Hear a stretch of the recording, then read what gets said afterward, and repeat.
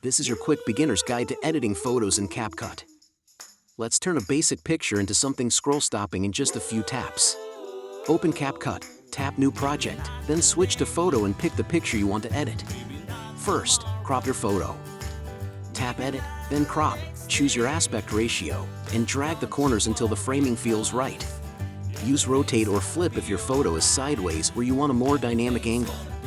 Now let's set the overall vibe with filters. Tap Filters and swipe through options until one matches the mood you want.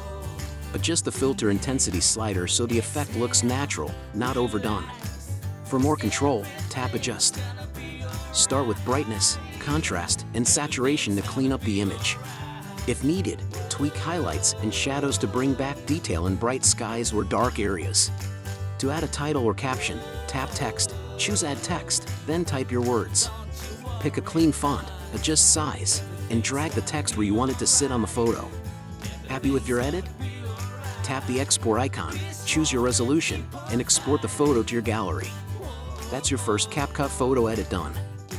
Save this video, try these steps on your own photo, and level up your edits one tap at a time.